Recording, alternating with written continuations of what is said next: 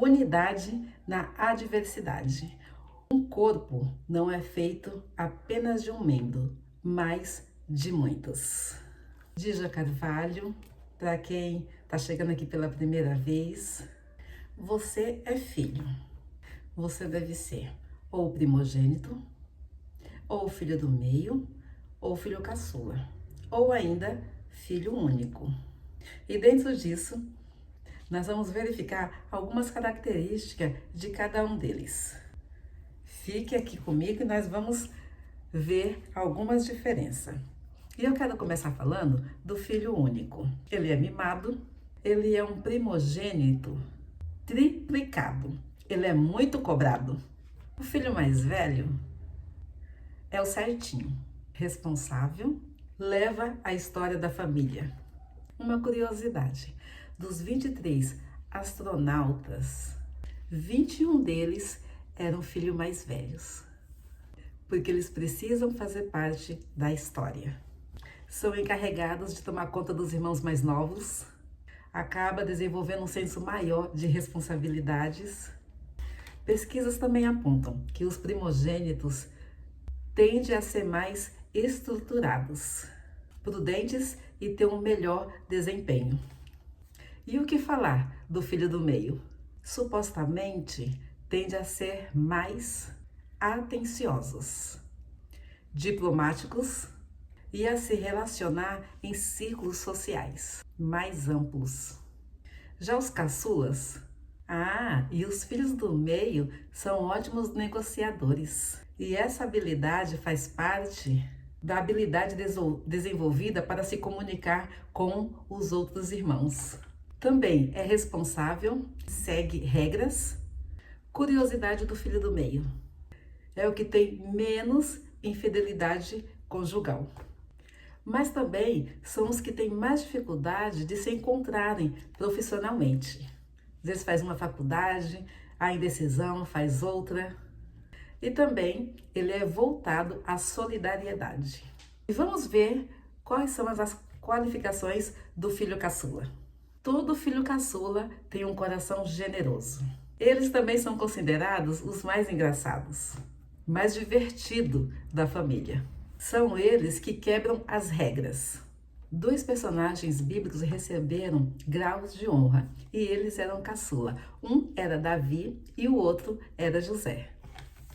Trouxe essa característica dos irmãos dentro de um contexto familiar, porque muitas vezes cada membro ele é visto com um rótulo, como nós vimos aqui, cada um, do primogênito ao do meio, ao caçula, as suas características. E por trás do rótulo existe um conteúdo diferente. E às vezes, se você não disponibilizar o seu coração, você não vai conseguir enxergar o que está dentro dessa pessoa. E só o amor que consegue fazer com que você pare e consiga perceber. O corpo não é um só membro, que se você disser ao pé, por que eu não sou mão? Porque não sou mão, não posso ser do corpo? Nem por isso você deixa de ser do corpo. Nem por isso vou deixar de ser visto por Deus como único. Deus dispôs os membros, colocando um deles no corpo, conforme ele se agradou. É certo que temos muitos membros, mas devemos ter um só corpo. E isso é a chave, porque demonstra a nossa unidade. Como eu estava falando de filho, a importância do casal está na unidade. Da família está unida. Não dá para os olhos dizer para as mãos, não precisa de você. Mas pelo contrário, os membros do corpo que parecem ser os mais fracos são os mais necessários. E os que nos parecem menos dignos no corpo são aqueles que nós damos muito mais honra. E às vezes, você mulher, vai dar honra aos atributos que a sociedade valoriza. Por exemplo, às vezes buscamos seios perfeitos, um bumbum arredondado, mas vou te dizer uma coisa, esses não são os órgãos mais importantes. O que são mais importantes, segundo a palavra de Deus, são os que estão escondidos, protegidos. E é aqueles que não damos honra é que são os mais importantes. E às vezes a gente só percebe isso quando o coração começa a falhar. É um órgão que está muito escondido e protegido. E de repente você percebe a importância desse órgão. E esses escondidos são os que nós precisamos passar carinho neles.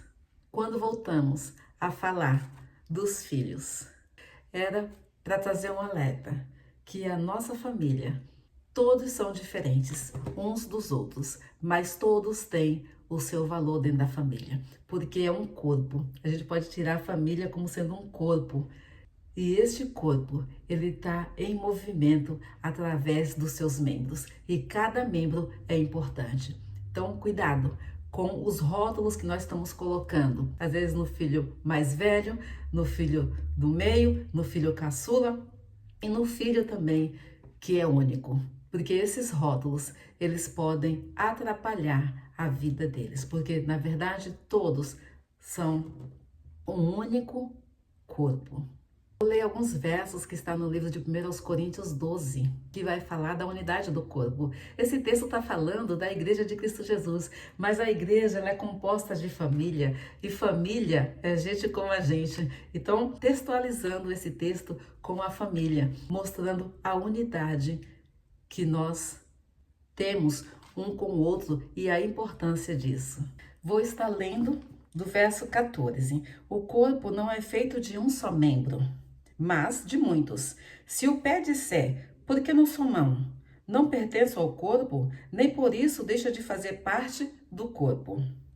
E se o ouvido disser, por que não sou olho? Não pertenço ao corpo, nem por isso deixo de fazer parte do corpo. Se todo o corpo fosse olho, onde estaria a audição? Se todo o corpo fosse ouvido, onde estaria o olfato? De fato, Deus dispôs cada um dos seus membros no corpo, segundo a sua vontade. Se todos fossem um só membro, onde estaria o corpo? Assim, há muitos membros, mas um só corpo. Li apenas alguns versos, mas a gente encerrar mostrando que se uma parte do nosso corpo, um membro sofrer, todos sofrem. Se tem um membro na família que não está bem, toda a família não vai estar bem. E se um membro da família é honrado, todos vão se alegrar.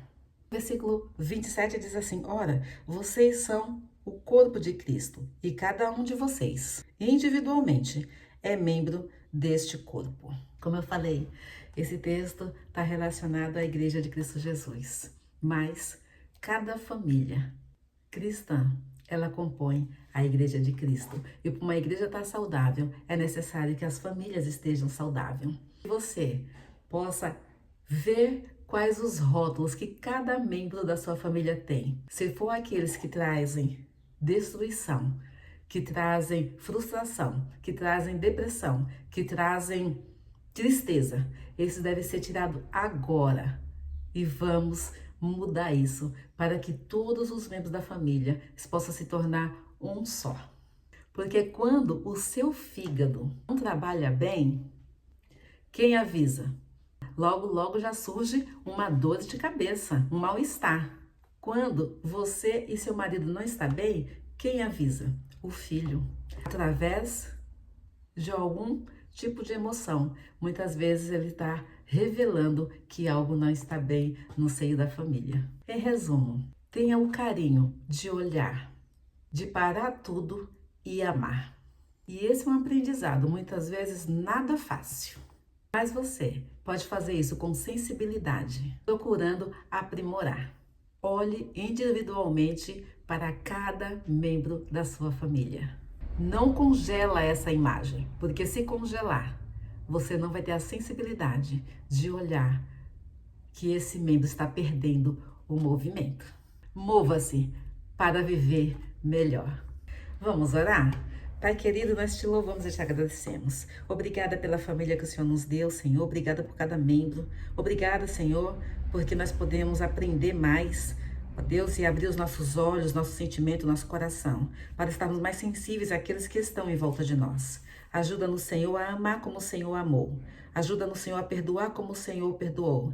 E ajuda-nos, Senhor, a olhar as pessoas como o Senhor olha, com amor, ó Deus, com perdão, ó Deus querido, e com o desejo de atrair a todos a tua presença, ao teu amor. Que nós sejamos assim também. Nos capacite, Senhor, como homem, como mulheres, como até mesmo filhos, para que nós possamos, Senhor, ver a face do Senhor brilhar em cada membro da nossa família. Abençoe, Senhor, a todas as famílias que estão ouvindo esta reflexão, para que eles sejam alcançados pela tua graça, pelo teu amor e pelo teu perdão. Em nome de Jesus, amém.